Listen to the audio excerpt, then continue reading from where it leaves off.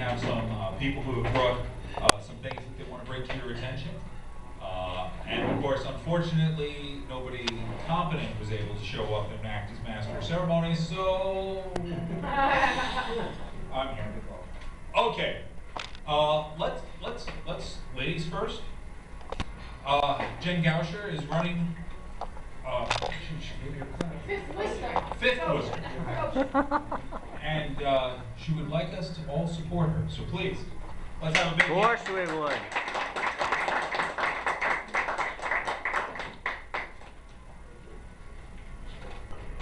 Bob.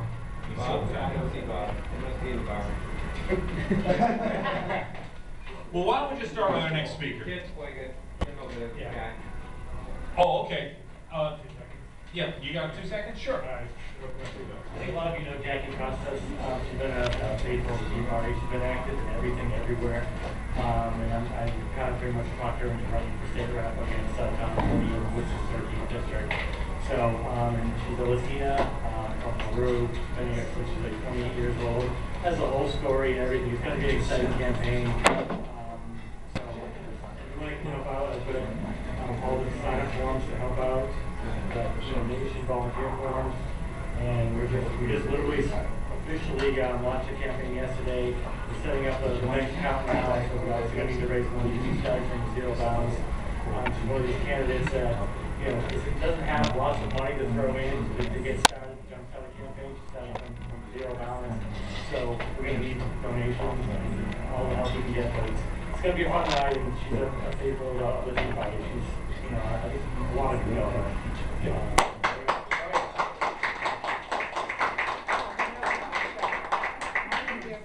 So you can see everything's happening here in Worcester.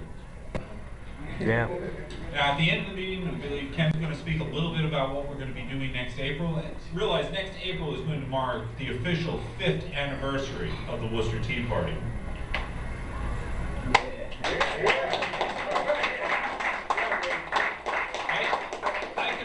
Hesitance and applause because we haven't saved the Republic yet. I didn't think it would take us all of 5 years.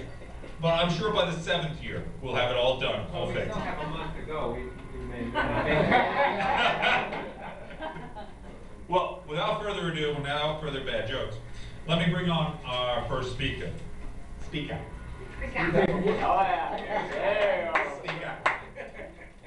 Linda Daly Duval was born and raised in the small town in central Mass called Spencer. She's been an advocate for individual rights and freedom since the 60s. She's become aware of the dangers of Agenda 21 only 4 years ago, and has become active in the cause to educate and activate. She created her first Save Our Towns group and began speaking on the subject at Patriot and civic organizations. She now has 4 groups with members that are actively involved in over 30 towns all throughout the Worcester County. And her talk will focus on Agenda 21, how it affects your town and how it affects you. That's a big applause.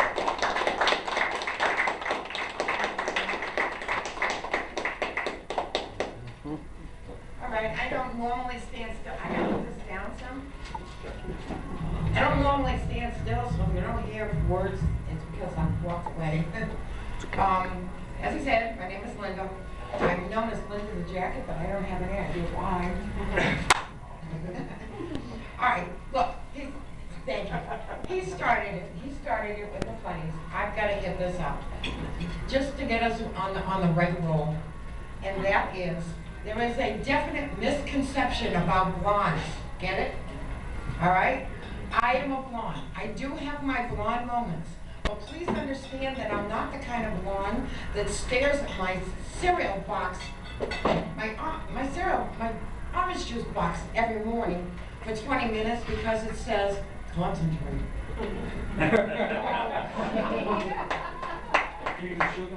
All right, now we're off on a roll. Is everybody here familiar with the United Nations Agenda 21? Yes, we are. Is there anybody who isn't? Just so I know where to begin. I don't want to begin way at the beginning and bore everybody. All right, do you know what this is? This is the over 300 pages of Agenda 21. I've got the whole program. Boring reading. But once you get into it, you find out that you have to stand up against it. So, I could start at page 1 and just read, but I'm not going to do it. I'm going to summarize everything for you. He told you a little bit about who I am. I am also on the board of the Mass Property Rights Council, and I am the captain for Worcester County region of Massachusetts. I do have 3 groups in that area, with a 4th group just over the line in Keene, New Hampshire, as well. Picking up that 4th group now has increased us to 35 towns that are being represented. And I say that because what my responsibility to do is to educate and activate. I don't have to go to 35 towns. I've cloned myself to be able to understand fully what's going on with this program and have trained people to know what to do to fight it and get it out of their towns. So that's my purpose for me being here. But you have to fully understand what the program does for each of us. It is not just a worldwide program. It does affect each one of us on an individual basis. And excuse me. I do notes only because I don't want to forget the important parts. It's called Agenda 21, but not any longer. The newest name for it is Sustainable Development.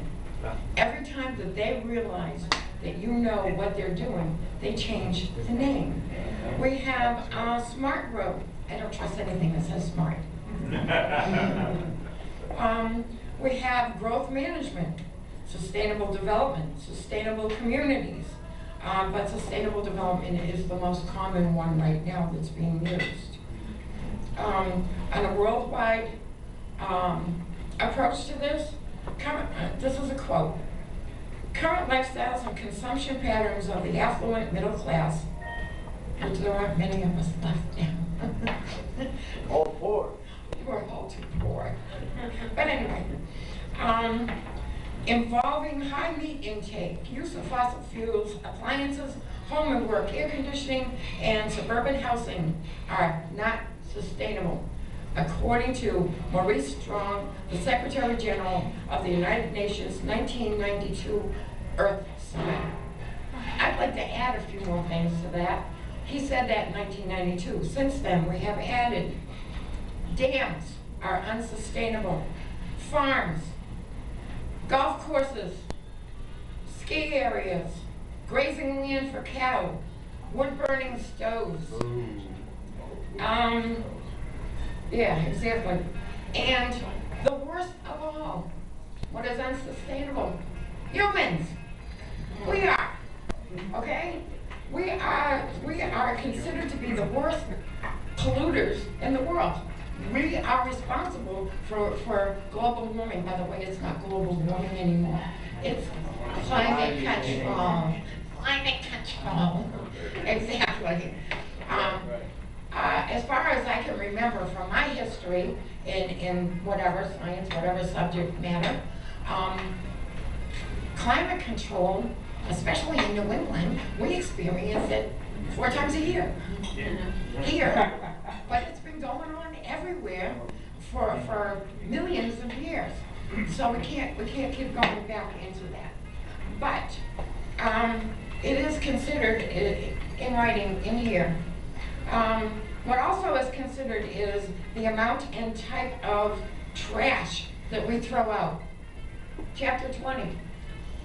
How about the number of times you flush a toilet? Honest to God, it's in here. It's in here around chapter 18 and 21. It's about water, the water resources. Yeah, really. In fact, people with private wells they're now putting meters in private wells so that they can meter how much water you're using. Even though it's private and on your land, doesn't matter. They want to know how much you're using because after all, we don't want to drain the earth. And what about every time you go somewhere in your vehicle? That's covered in chapter 9. Excuse me. Yes. Scaring the hell out of me. How far along is this? How far along is this? Putting it- 1992. Well, okay, that's fine. It's still coming. This is called Agenda 21. Basically what it is the United Nations Agenda for the 21st century. So we have a couple more years that we can work on this. But anyway, okay, I want everybody to do me a favor. I want everybody to take a nice deep breath. Okay, now let it out. You have just violated chapter number 7 in here. CO2. So they're working out. Yeah, we can breathe in all we want to, but don't just start letting it out. I don't even want to go any further than that statement. And have to prevent somebody's thoughts. That's right, good point. Okay, some of the other subject matters, again, on an upper level, on a general level, and I will get to the personal stuff soon, but you can't tell me that some of this stuff doesn't affect you directly. Our public school education to prepare our children to live in a sustainable world. Chapter number 36. We've got a speaker coming here tonight that's going to talk about Common Core. Common Core was written by Islamics. You know what? The Holocaust never existed, according to them. But when you consider the fact that their guidelines came from this program right here, you know that it's not going to be a good thing. All right, chapter 36. On our economy, to create partnership between business and government. Making sure business becomes a tool to help implement these policies. I'm going to use this as an example. I don't know if it's a good one for you, but I'm going to use this as an example. Obamacare, the website. It's a mess, right? It got a bad start, the whole 9 yards. Guess what? It wasn't bid out.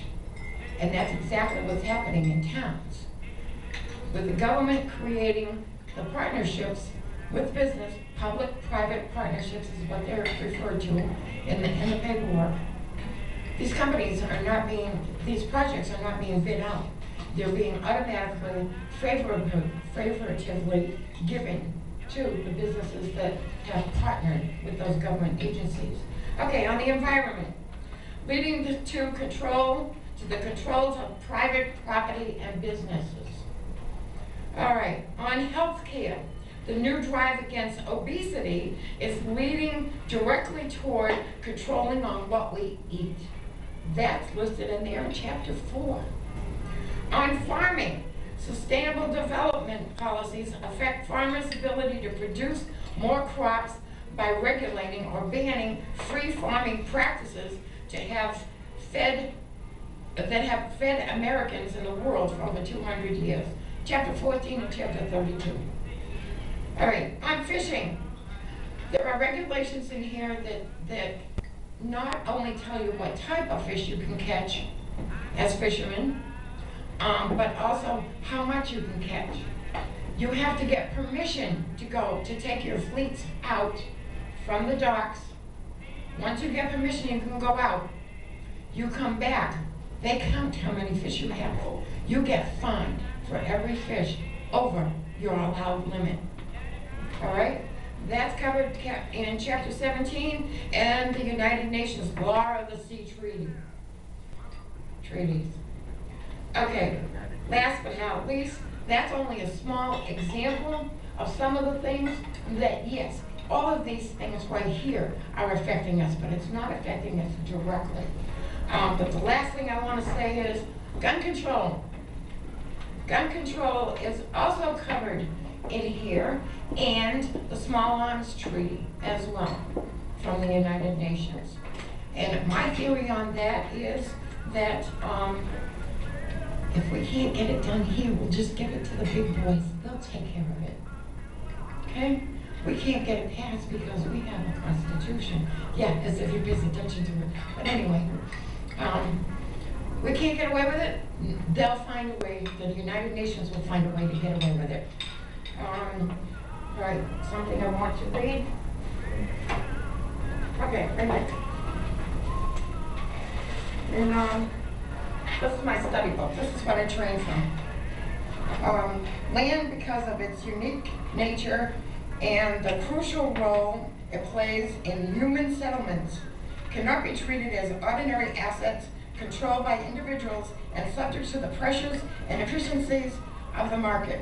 Private land ownership is also a principal instrument in accumulating and the concentration of wealth, okay? And therefore contributes to social injustice. This is from their words. This is from the Vancouver Action Plan.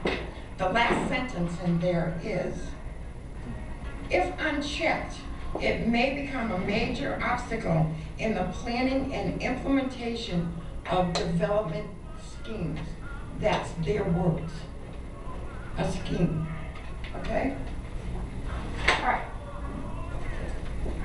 Okay, here's from the second Habitat meeting of the United Nations. Here's their report.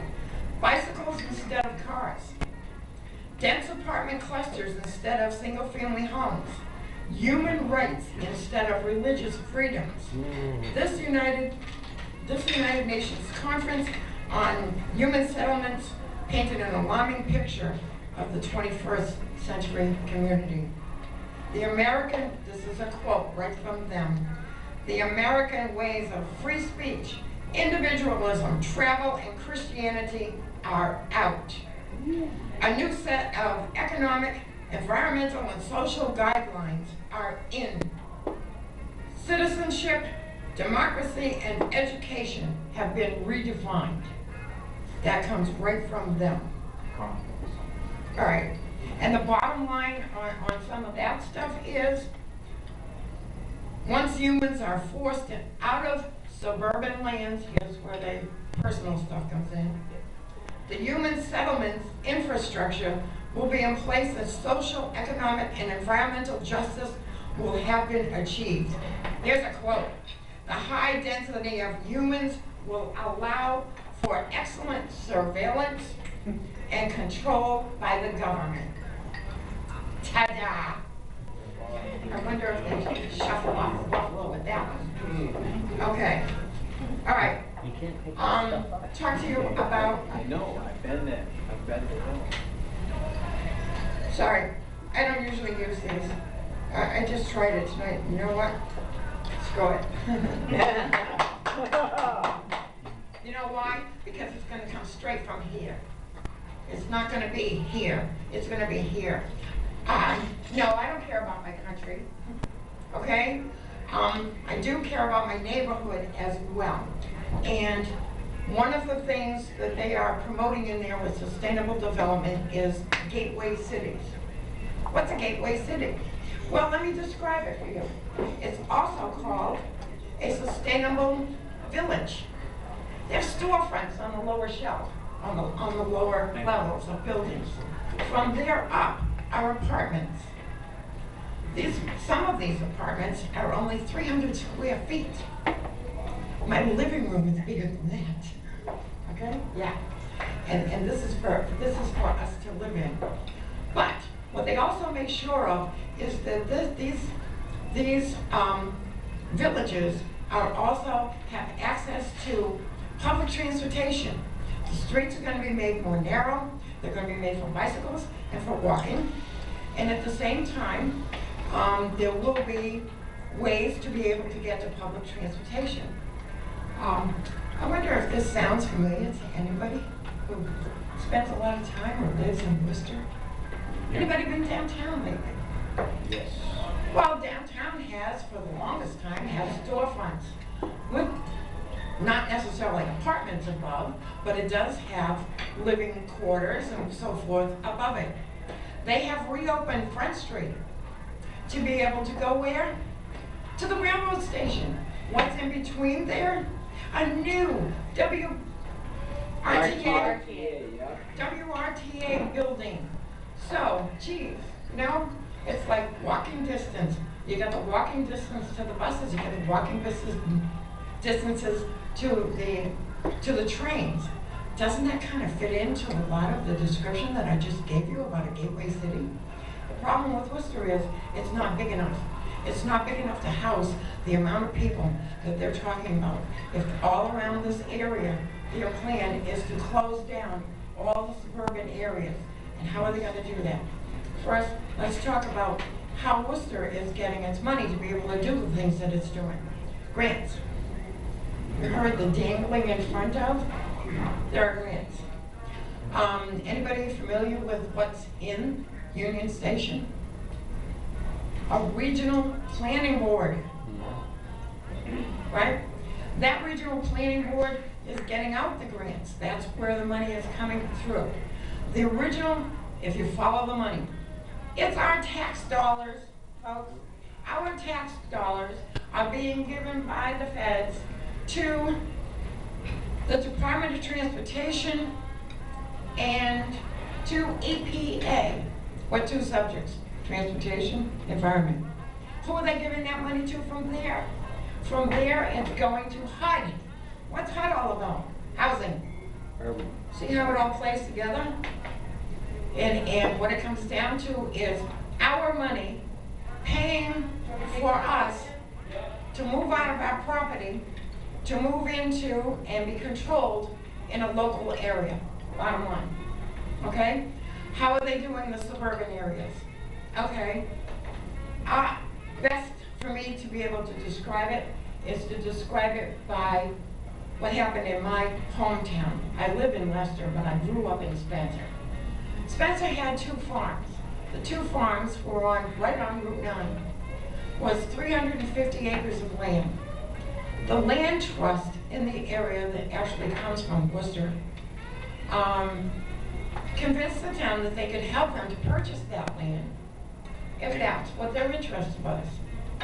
So they got involved. They got grants.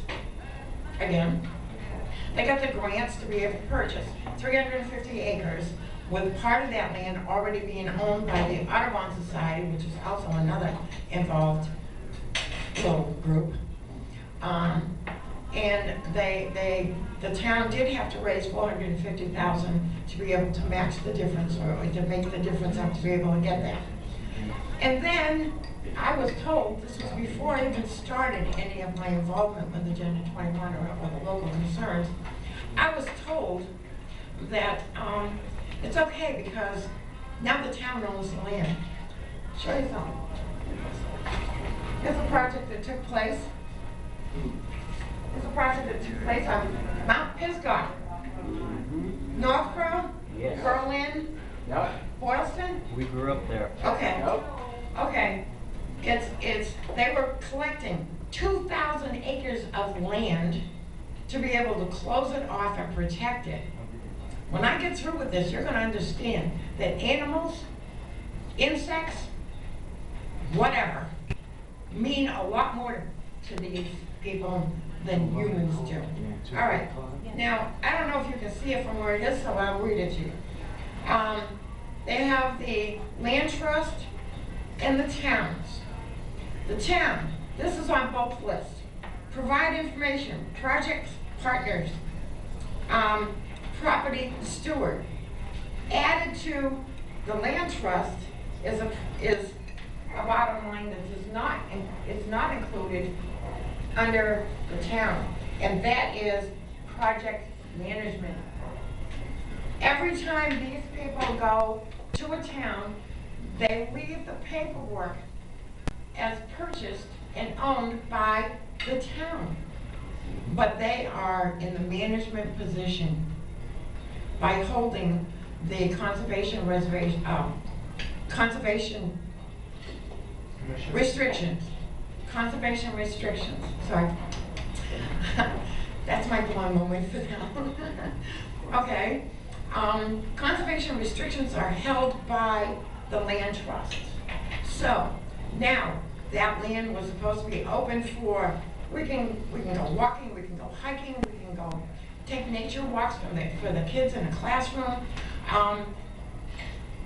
ski mobiling in the winter, whatever might come up in that area for that 350 acres. Until they decide enough is enough, the land is being destroyed, according to them, and they will close it off to any contact, human contact at all. Even to step a foot on that land, you cannot do that. That's happened in so many towns, not only in this state, but around the nation.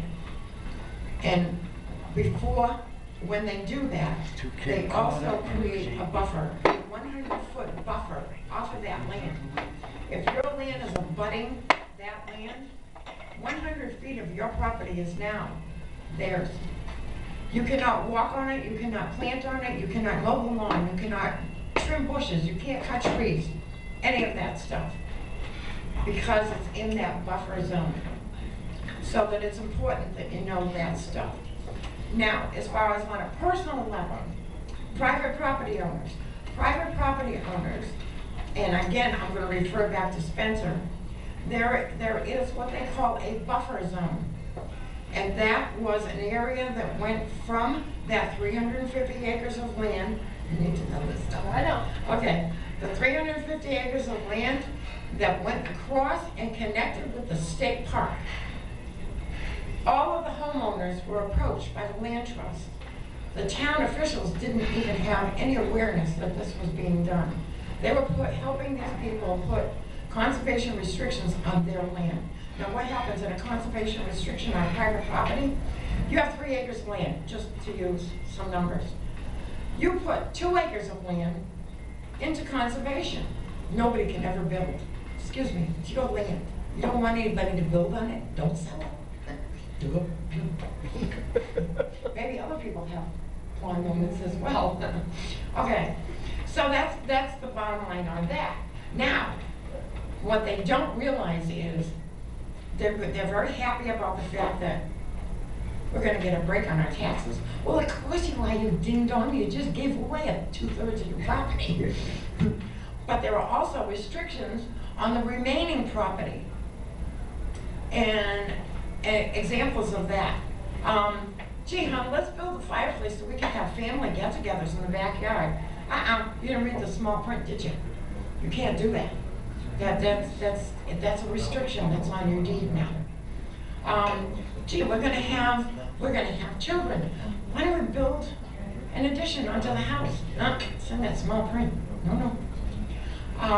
Ooh, why don't we pave the driveway right up to the garage so that we can drive the car in and not have to worry about tracking in the mud from the driveway? No, you can't do that. And the main reason for that is the same reason why we don't want your house here to begin with, because of your roof. Between your roof and a tarred driveway, what you're doing is you're keeping, thank you, a runoff. Yes, rainwater isn't being able to be absorbed by the ground in those areas now. This is getting crazier and crazier as it goes on.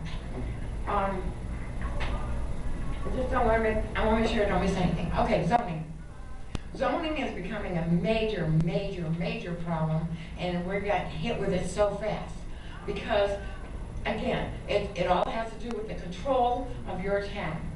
The control of your town, to be able to set up zoning laws and changes. Let me step back just 1 minute. A lot of the stuff goes through planning boards in town. A lot of planning board people are appointed. They don't have the same kind of education that the regional planning boards have hired, so that there's a sense of help that's there. The regional planning board planners will talk about the master plan. A master plan is being forced on every small town out of these regional boards. And the reason for those is so that they can come in to your town. They're coming in and they're showing you what you can do in your town. This would be most beneficial for your town. These are people not from your town. They're coming in, they're telling you what you can do with your town. Don't you know your town better? And when they have meetings, very seldom do the residents of town know about it. And that's bad. That's bad because it's my town. I want to know what's going on in my town. I want to be able to have some control, ask questions, find out where's the money coming from, ask the various questions that need to be asked to be able to prevent this stuff from happening.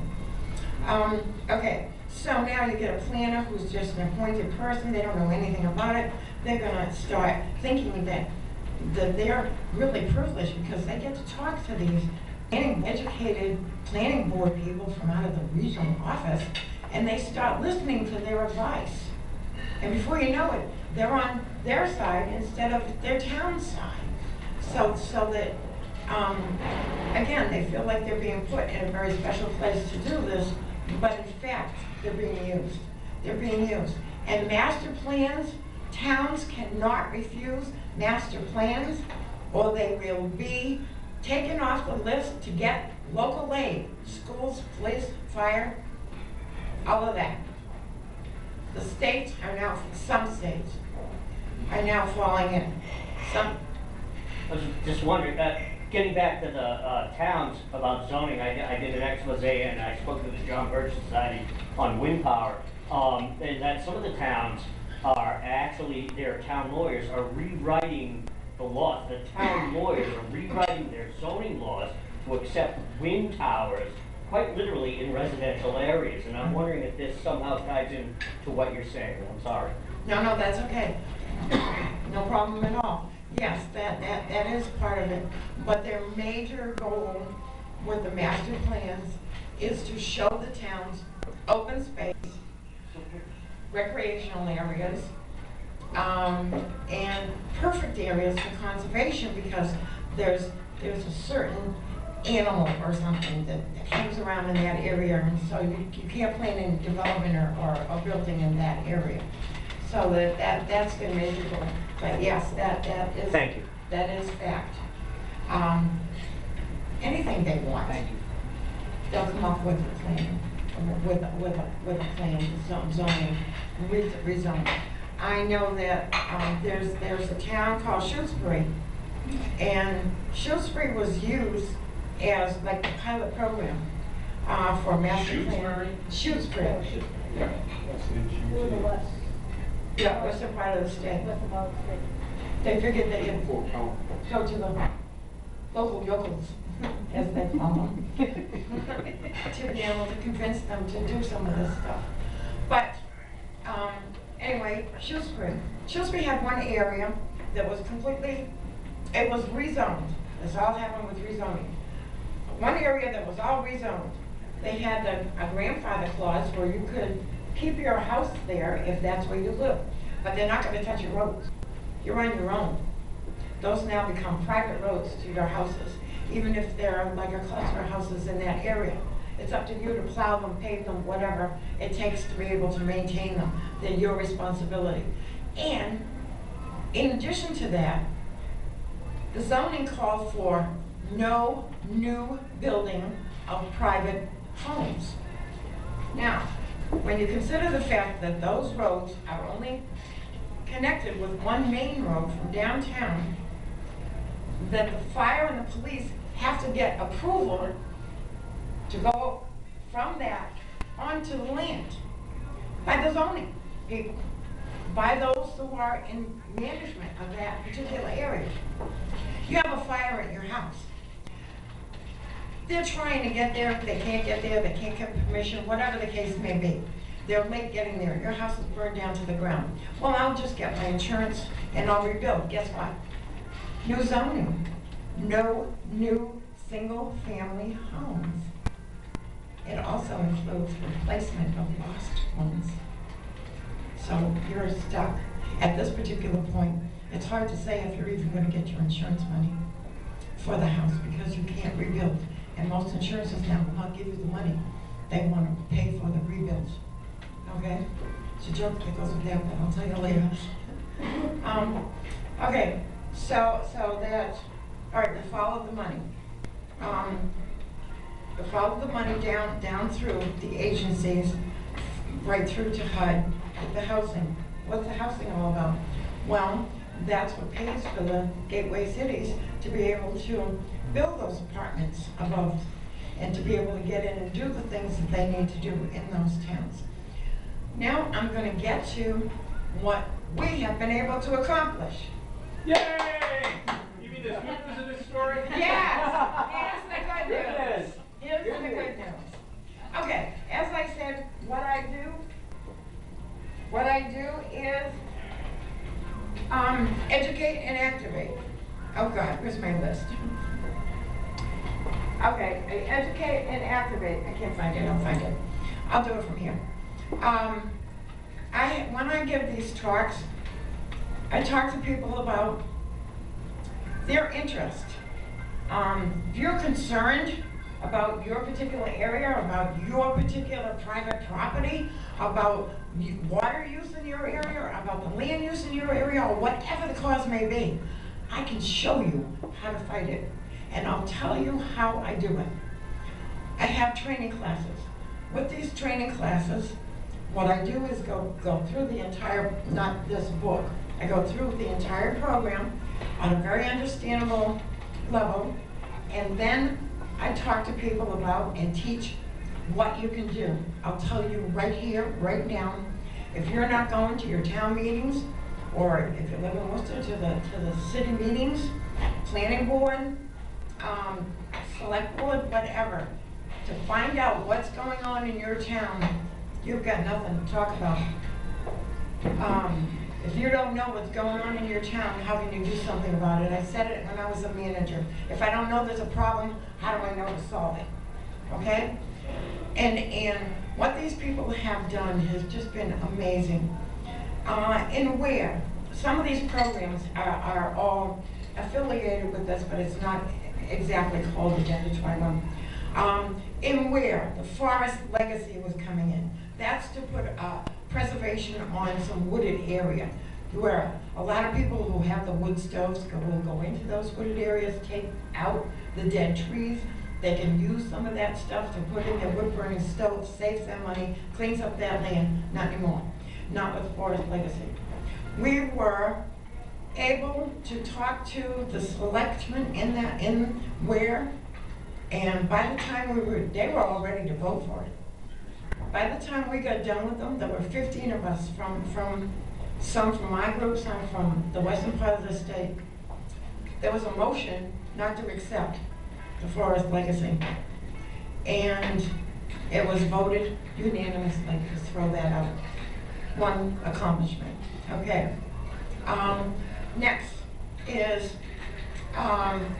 stretch energy code is being pushed in a lot of towns. That is to have nice and tight windows, so you gotta buy certain kind of windows. Talk about partnerships, public-private partnerships. Windows, appliances. These appliances they have computer chips in them, and they can actually, that's why they like smart things. Anything that's made, that says smart on it. They can tell by the computers that are in these how often you open and shut the door. By that, somehow they figure out how many people are in your house. Smart meters is another concern, because there's too much that they can find out about through that. Not only that, they have the control to brown you out or black you out, depending on what the need is at the time in the area. The stretch energy code with my northern group was thrown out of 2 towns up there, and I was able to go and talk to my own hometown in Leicester, and I kept helped to keep stretch energy codes out of there as well. So that's two more possibilities of knocking out things. In Brookfield, they were trying to put in the state. It's kind of like this program, but on a much smaller level, and it comes out of the state, so it mimics a lot of the stuff from this. And it's called the CPA, Conservation Preservation Act, which comes out of Massachusetts. That too has a lot in it that takes land away to be preserved. We went and fought in Brookfield, got all the information, and the vote there to bring it into town was turned down 2-1. I like all towners. Very much so. All right, and lastly, this new group in New Hampshire is just totally incredible, totally incredible. 3 warrants were put on the town, for the town meeting, and these 3 warrants had to do with zoning. One of them was to knock down from the normal 2 acres per lot, knocked it down to 1, another one knocked it down to ½ acre. There was another one in there that with the 2 acres, you were to have other houses built on those as well. So you're sharing, you've got 2 houses on 1 lot. If that other zoning number didn't go through, that and the vote to go out to the people regarding any grants that the town wants to get has to go out to a vote to the residents of the town of Rindge and be accepted or denied. And the town had to do what the people of the town would vote for. Another accomplishment. Okay? So again, I mean, for me, I clone. I do go out and I do some of the work, but I also clone. So that you can get actively involved. It doesn't take a lot of energy. It doesn't take a lot of involvement. I do the trainings once a month. In this area, I hold them in my house. And big living room. They're bigger than the apartments that are going to go in downtown Worcester. Yeah, 300 square feet, my living room. I hold them in my house, so it's a nice, comfortable, relaxing area. And you know, I serve coffee, whatever. Answer all the questions. This is one of my training books. We go through this. Once we go through this, you know exactly what you need to do. But in the meantime, you're going to be going to town meetings, select board meetings, zoning meetings, planning meetings, just to be able to know what's going on in your town, to know whether you need to stand up for yourself. You'll also know and have information to pass out to other people in your town to be able to teach your neighbors. And this isn't Republican or Democrat. This is about our freedoms coming from an international group. My bottom line on that is, I think the United Nations should get out of the United States, and the United States needs to get out of the United Nations.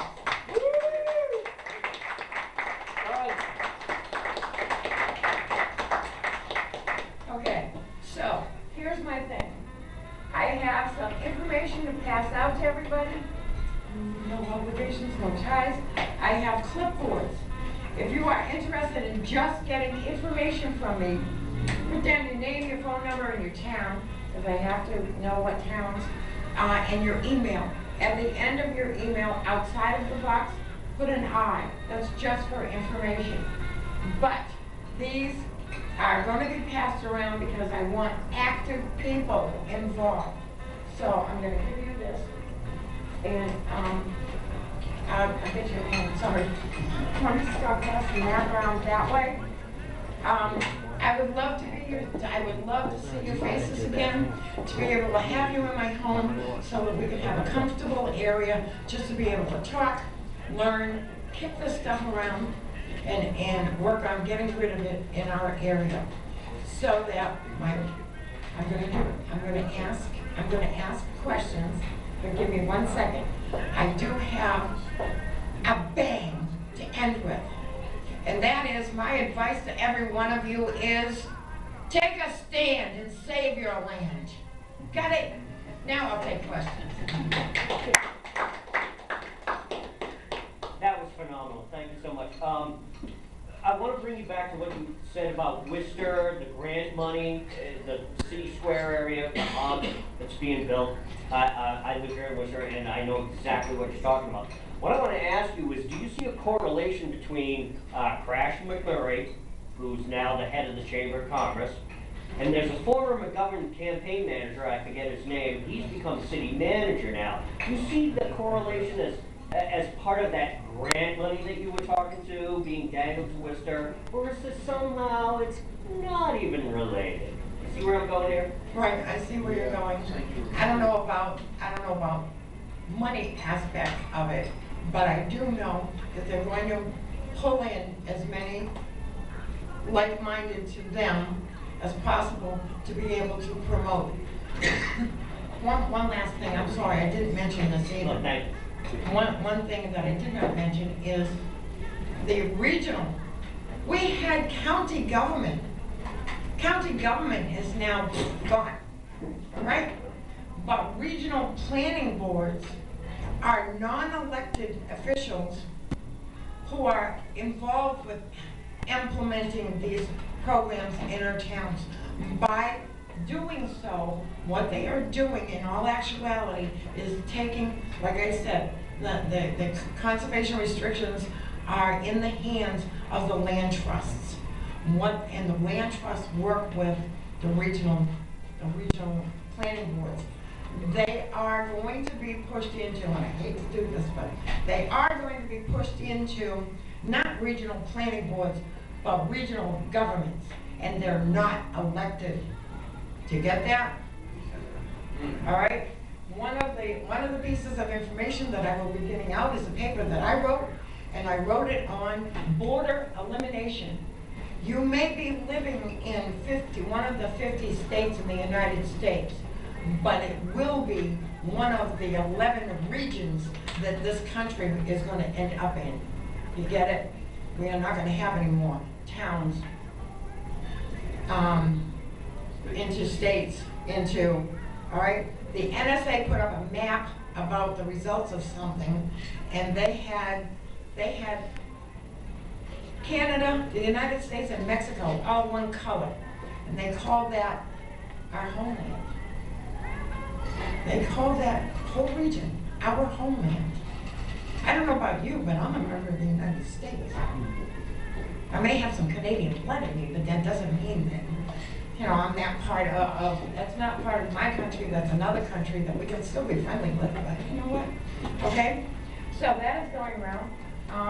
I'm done. Do I have any more questions? Okay, John. Yeah, Linda, do you have a list of questions that we could ask of our planning committees and our selectmen that would give us a clue that maybe you're on the wrong path?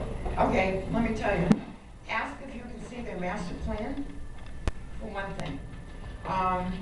And that's out of the planning board. If you go to the assessor's office, you can get a list. Ask for a list of any conservation land, any open space. Include 61A, which is a farmland, voluntary thing. And what you do is you come up with that list. Come up with that list. It's going to give you the area of your town, and it's going to break down the areas for those things that I just mentioned. And if they're broken down in such a way, you can see, do the comparison. My town is X many acres, and this much land is being put into that kind of stuff. That kind of stuff is non-taxable. Towns are being forced out of business and out of their tax dollars by putting this land into conservation, open space, all that, by these places. Every town is losing money. So you come up with the total acreage of the town and the total acreage of those areas who are either restricted taxes or no tax. Spencer, my last check, which was quite a few months ago, was 47%. The goal is at least 50% of every town, with the ultimate goal, you ready for this one? 90% of all small towns to be put into conservation, open space, which they call open space, and you can't step on it, I don't get it, okay? That's the route that it's gonna go. And the assessor's office will be very helpful. They will print it out for you, and it gives you all of the information you need. This particular one comes from one of my groups up in Athol. He's got it all down, they break it all down. Some of them will include the land that is owned by, like say the highway department area and stuff like that, because that's not taxable land as well, so that it helps in the breakdown of the information. The information packages that I have here to hand out, it has a list of the, what I call the red flaggers, the things that you have to listen to if you go to these meetings. If any of these words come up, you know that you should be paying attention to what they're saying. If I could pass these out to you, go that way and you that way, and we'll collect them down in the back after. It's a package. There's quite a few things in there. Okay, and I have also the Community Preservation Act as well. Okay, I've got enough of these to go around too. This is the paper that I wrote. It just came to me and I said, "Oh, I'm not letting this stuff go by." It's in my head. I'm getting it out to everybody. Take that information. And this is a little bit about what I teach, and this is planners. 10 tricks they play. You want to know what you're fighting against? This is what you're fighting against. That'll give you some idea. Look at what he's done. That will give you some idea of what you're fighting against. Any other questions? Did I answer your question, John? Just a second question. Where does the authority come from? Do these regional planning committees, who do they report to? Well, you know, But at least they have to report to somebody. they don't report to anybody. They are in charge of the region. They work with the local governments in their schmoozing and getting them to get involved. Elected. They're not elected. No, but who appoints them? They work through the states, Oh, it's coming from the state. but they're also being promoted by EPA and all of the organizations, HUD and everything, because that's where a lot of the grant money's coming through for these programs. Okay, so it's a fed. It's part three. Federal. But they're state, down through the state. Right. If the state is convinced to do something, just like the CPA, you know, if they're convinced that it's a good idea. I gotta tell you, I've gone to some of these land trust and planning board, planning commissions meetings. And you sit there through these things, and for as much as I know about this subject matter, the first one I went to, I walked out of there saying, wow, is it me that's crazy? That sounded good. So they convince people who don't know. If I hadn't known the things that I knew, I would be joining up. And as I said, my group name is Save Our Towns. I introduced myself to a lady across the table from me who was from a land trust. And I said, well, I have a group called Save Our Towns. I thought she'd start every her turn. She said, oh, good, we need people like you. No, you don't. Because they always use the opposite. Yeah, she thought I was on their side. Hey, any more questions? Yes. Is this also going on in Convention Canada? This is international, but being done in this country might be a little bit different from others. But when you see the effects on not only local towns, but on states, look at California. California was the pilot program. I would assume that if they're not bankrupt by yet, they will be. And everybody's leaving in that area at the same time. But how many businesses have to be shut down before we wake up? How many people have to lose their property, their private property, before we start waking up and doing something about it? Okay? If there's no more questions, Thank you. But if there is, I will be here for a little while, so please feel free. Good.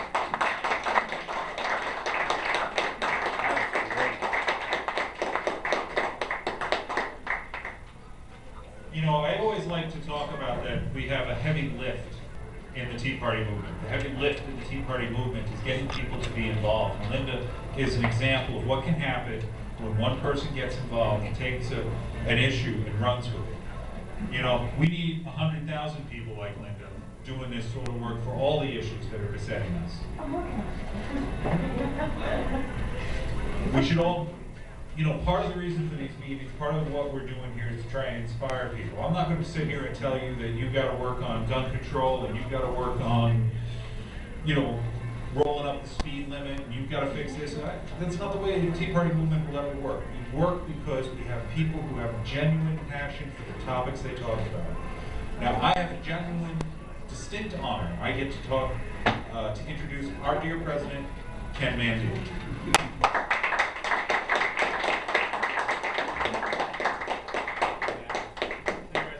My wife's not here tonight because she went to a meeting. Our town is working on a master plan, so we know what that plan is.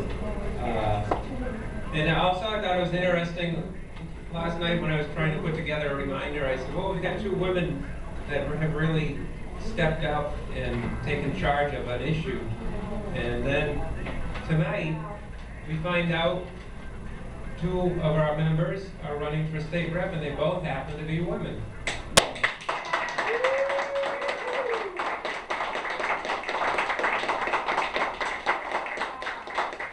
So the Tea Party's not a bunch of gray-haired men like I'll throw you in there too, John. Okay. Wait, what? What? Should I leave now? That's not real great. I'm trying to buy a few things coming up. April 6th, there's a political activist training here in Worcester over at the clubhouse from 11 to 7. Brad Wyatt's putting on. April 13th is the Greater Boston Tea Party is having a Tea Party rally on the Common. And Patrick, do you have anything to say about that? Do you have any speakers to announce? Or anything? Well, we do have a number of local speakers, kind of some of the quote-unquote usual suspects. We're still trying to get that big name for a headliner or a keynote speaker, but I have a few ideas on might happen after the Republican convention, I'll see. But it'll be a great day. It'll be running from 1 to 4. I also found out that Young Americans for Liberty / Students for Liberty, Nathan, will be having a meeting at Suffolk University that afternoon as well. So we'll make sure that he speaks early, but we're also hoping to have a number of young activists there, you know, listening to the early parts of our meeting. So we're hoping for a really great turnout, and we invite everybody to come along. Excellent.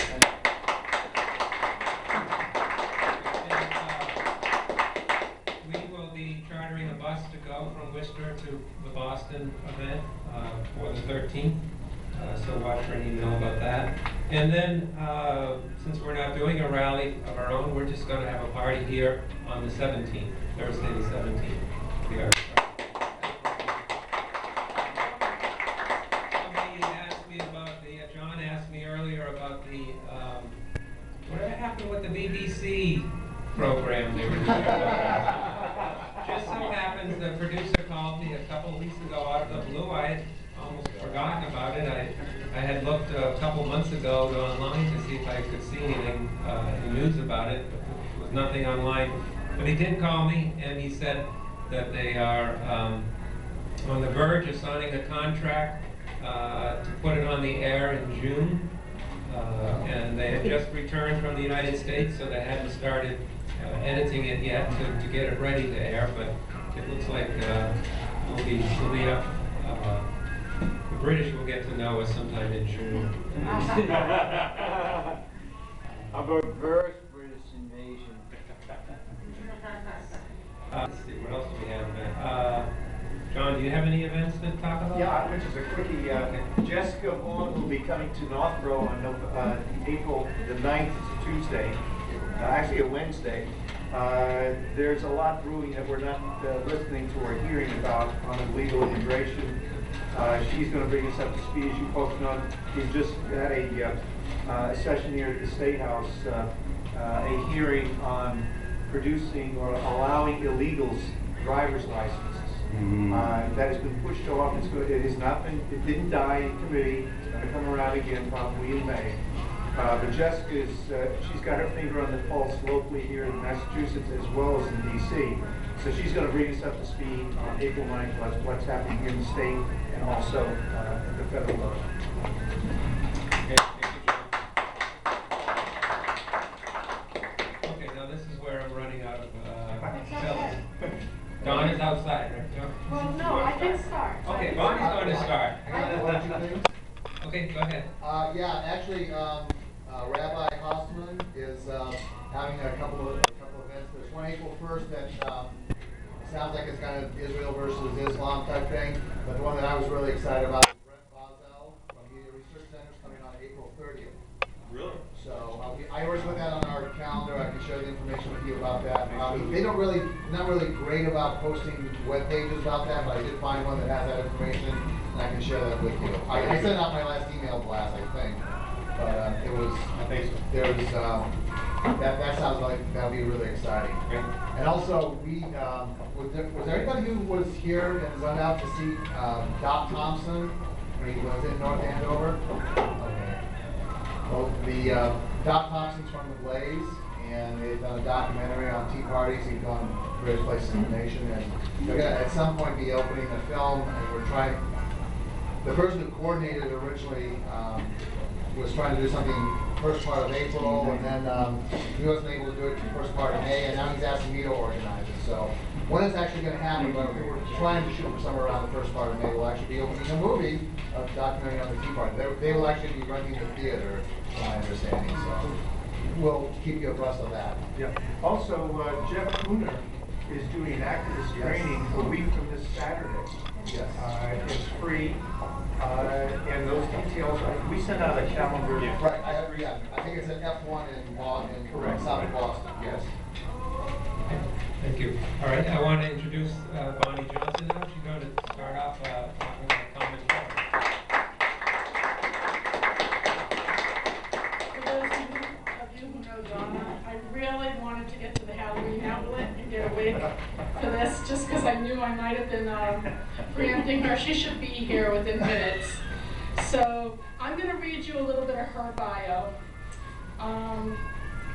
So Donna served on the Worcester School Committee from 2011 to 2013. She's a mother of 3. Her youngest attends a Worcester Inner City High School. She's an adjunct professor of psychology at Quincy, and she has been for over 22 years, and a member of the Mass Teachers Union. She's here to tell us that Common Core standards, and I can also support this, are going to turn the classroom into a testing environment instead of a learning environment. Common Core standards are not an educational reform, but a radical transformation from classroom instruction. The people that have put together Common Core, there's no educators involved. I mean, you know, where are the teachers? Where are the parents? They're not involved. I went to, we're having next Wednesday, there is going to be a regional meeting about the park testing. It's at Tohoto High School. I'd love everybody to be there. We are going to protest before that, or stand out, I should say, at the intersection of Route 140 and Route 70. And then we're going to go down Route 70 to Tohoto for 6:30. I went to the one in Holyoke today because I wanted to see what it was about. They justify the park testing, which is, the goal is to replace MCAS. They justify the park testing by saying that 37% of our kids who graduate go to a state school, the ones that go to a state school, and you know how the kids have to take a math or a language test? At Quincy, I don't know that they have to do this at UMass, but at Quincy you have to take a math or a language test. and they decide where you can start in their program, that 37% of the kids that take that test need a remedial program, meaning they need a program before they can start at the school. So my kids have taken that test. They passed it, but I know plenty of other kids who they were told they needed to take, you know, call it Math 990 or something like that. They were bored to tears. This is the statistic they are using to justify the PARCC test and the change from MCAS to the PARCC. So if you come next week, you'll hear this. My comment to him today was, with this test that they're giving, first of all, they never changed the test to accommodate the MCAS, right? So the MCAS has been there, that test has been flawed. They're using that number to support the PARCC test. And I guess in the paper today, conveniently, it came out that they're looking to change that test to see if they need remedial classes and adapt it to the PARCC test. Well, that just blows my mind. And you know what? I didn't know that when I went in with that theory, when I started listening and connecting the dots, and the dots have been connected, guys.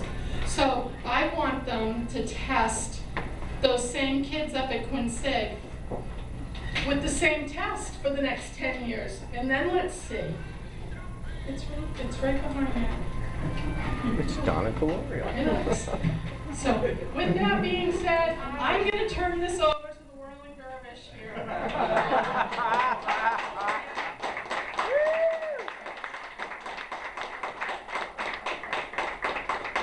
Re-elect Donna Calorio. All right, You're here. I'm here. Thank you, Bonnie. Bonnie, did you tell them where we were? No, not about the school committee meeting. I told them about the park I was at. Okay, so first of all, you guys, I'm looking around, you all know what Common Core is. It's bad, Right. it's evil, right, blah. All right, park testing, no parking school zone, notice? Okay, park is the testing that has to do with the Common Core. So what we're trying to do in the state right now is we're trying to chip away at pieces of the Common Core to try to get to the Common Core. So the first thing we've been doing is going after the park pilot testing in Massachusetts. Do we know what the park pilot testing is? It's a test associated with Common Core that they're just piloting here in Massachusetts, which means that the Department of Ed decided that our kids would have to take this test in on top of the MCAS as well. Okay, so what we've been trying to do in this statewide is get rid of this pilot test or try to get our kids to opt out. Okay, so we were just at a school committee meeting. We made slight gains. But what has to happen now is we need to unite statewide, and we have to join forces with other groups, and we have to then get on the same playing field in order to beat this Common Core. So I thank Ken for having me here, and I've got lots of stuff to, if anybody's interested, to hand out. First thing, park. I have fact sheets on park. I'm going to leave them just up here and you guys can grab them, or do you want me to pass them around? Why don't you come up and get it? Okay. That way you won't take it. He said he wants you to get them up here. Okay, so I'm going to leave some of these things up here because some of these handouts are very difficult to find. And I want you to all be aware that an educated group of people can make a huge difference. And that's what we've been trying to do. Is I've been going around and talking about Common Core to a lot of parents. Parents that walk in and say, I don't even know what Common Core is, okay?